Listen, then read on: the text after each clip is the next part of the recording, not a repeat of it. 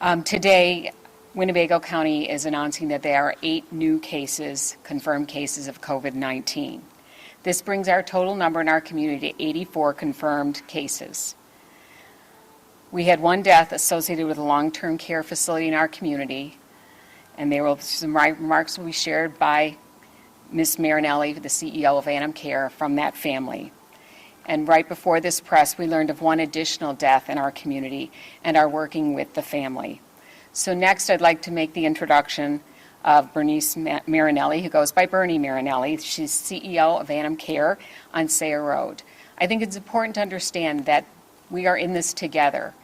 And oftentimes, we are having to work with facilities who are working with the patients, with their staff, and with us as a community to be as transparent as we can be while protecting the privacy and confidentiality of the residents in those facilities. So I want to, first of all, appreciate our long-term care facilities who have been working with us, and again, for Ms. Marinelli, who will be giving some comments from the family.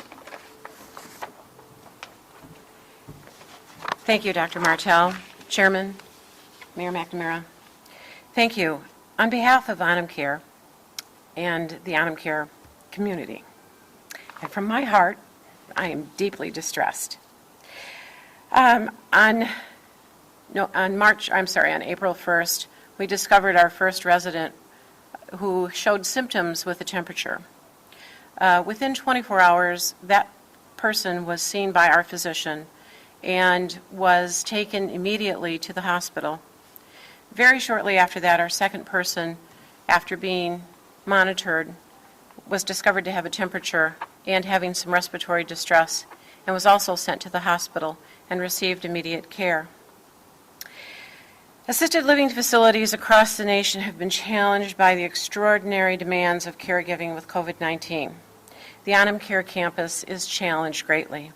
We are challenged greatly by twofold. One, that we are a congregate living system and wonderful living home, but we also care for patients who have extended disease processes in memory care needs.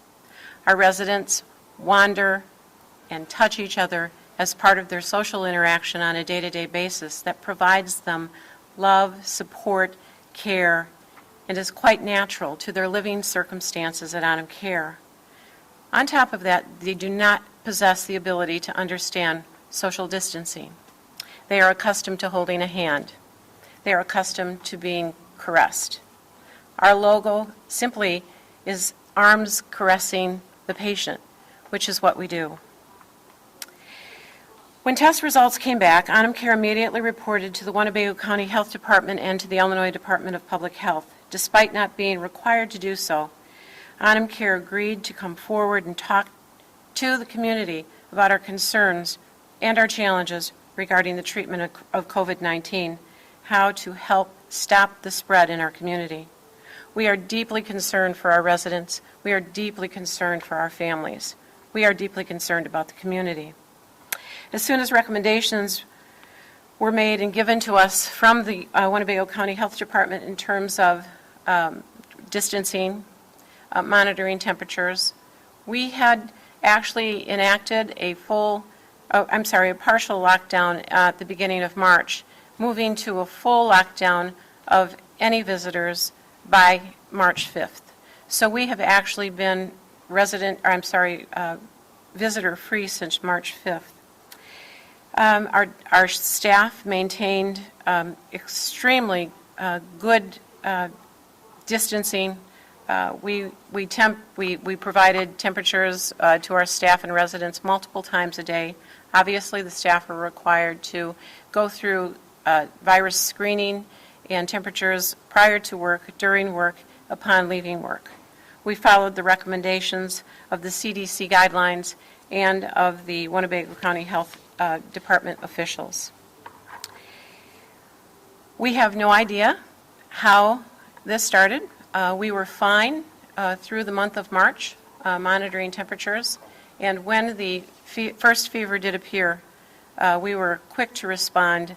We provided expert cleaning, retraining, and in some situations, for a short period of time, we were required to make our own PPE. The problem with most facilities in my situation, which are congregate living or assisted living, is that we are not prepared for pandemics. Once again, Onam Care is a dementia specialty program. I am a dementia specialist. I am not prepared to handle a pandemic. That's why I rely on our partners from the Winnebago County Health Department and from the Illinois Department of Public Health to give us that guidance. We provided our staff with the proper PPE upon learning the access that the Winnebago County Health Department would provide for us to access PPE. I immediately went to the site, made requests, and appropriate PPE was delivered almost instantly. From that point on, the department has been very, very, very helpful to help us get the appropriate PPE. We have provided training guidelines, training videos, and constant communication with our staff on how to utilize the PPE and how important the social distancing is. We have provided all of those measures. In addition to that, we have accessed our physicians and our nurse practitioners. We have sought their guidance on comfort measures and exactly how to keep everybody safe.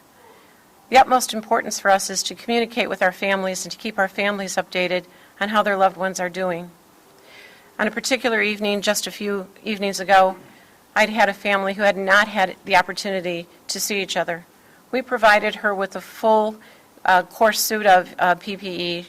We allowed her to come to our patio.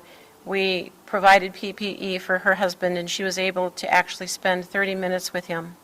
We are also encouraging families to call us on a regular basis and to provide contact, at least by phone, or perhaps drive to the building with a sign. Most recently, we had a gentleman celebrate one of his birthdays, and it was, I think, a 90-something, and the family designed a sign and came to the front window, and a celebration was had that way. We are interested in providing the best possible care, the clearest information on education, and we are interested in helping to reduce the spread of COVID-19. If there is anything that I can do for my community, and certainly you know I'll be working very hard with my community at Onam Care and with our families, I'm at the service of the community at any time. Thank you. Dr. Martin?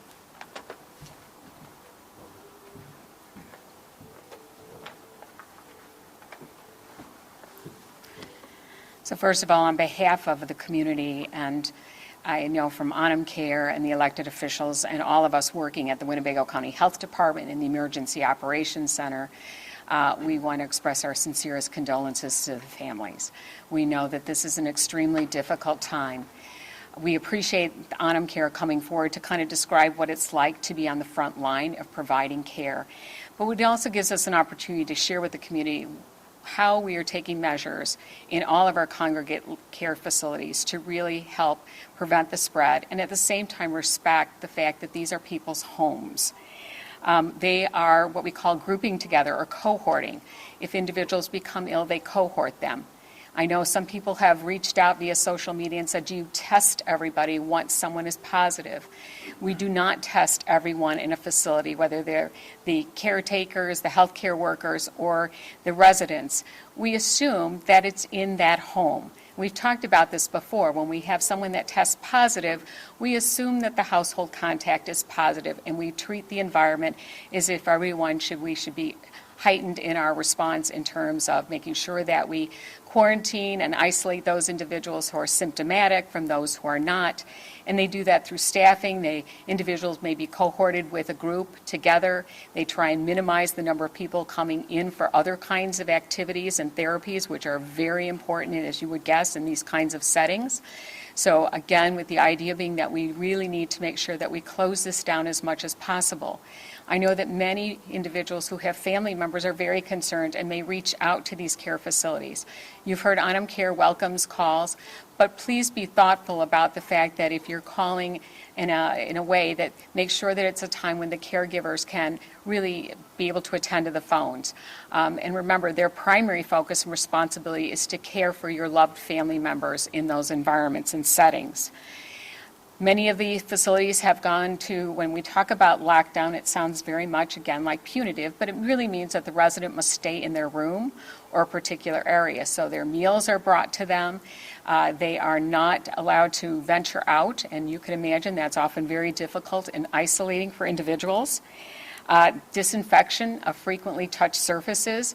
I think all of us are learning now to wipe doorknobs and countertops and all kinds of handles that we normally in the past never thought twice about, but it's at this level in these facilities that they must do it much more frequently.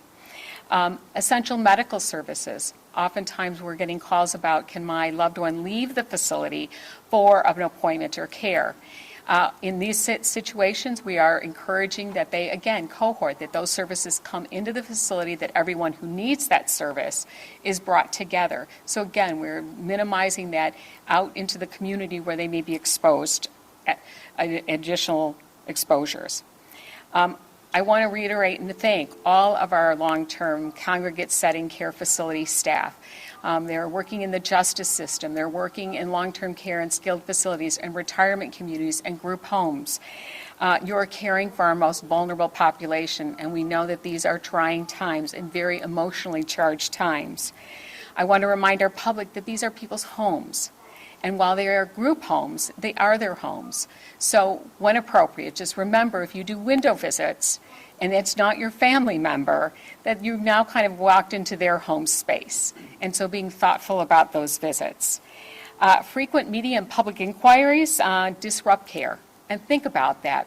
Again, from the media, I ask for your respect. We try and provide briefings, and we will give you as much information that's appropriate to share regarding the circumstances to protect both the health and safety of the community, as well as protect the privacy and confidentiality of the individuals. But know that when you call and a staff member has to take that phone call, they're stopping the vital work that they need to do to provide care to these individuals on a much more one-to-one basis now. As a follow-up, the other call that we get is, are staff excluded from work once there's a positive in a site? And the answer is no.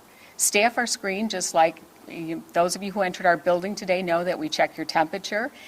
Staff, everyone in our community should be monitoring themselves for symptoms. And if you develop symptoms, you stay home. You don't go to work. You don't leave your home even for an essential service unless you first talk to your doctor about whether or not you should be going for a service of any sort. And the reason for that, again, is we are trying to keep this ramp down, flatten that curve as much as possible. We've also heard that some of our staff's children are not being accepted into the child care facilities because they've heard that they work at a site where there's positive cases. And I come back to, the children are not a contact. The staff are not the case. So a contact to a contact in communicable disease control is not important, and there's no restriction on children going into child care for those facilities. Remember, we need our child care facilities to care for our essential workers, and we know that the individuals and staff that work in our long-term care, congregate, retirement communities are essential staff. So I want to thank all of our partners who have been working with us. We expect that there will be other outbreaks in our neighborhoods and their homes where there are group settings of vulnerable individuals, and we are doing everything we can to work with both the facilities to prevent the spread and to protect both the safety of the individuals whose homes those are, as well as the staff that are caring for our most vulnerable.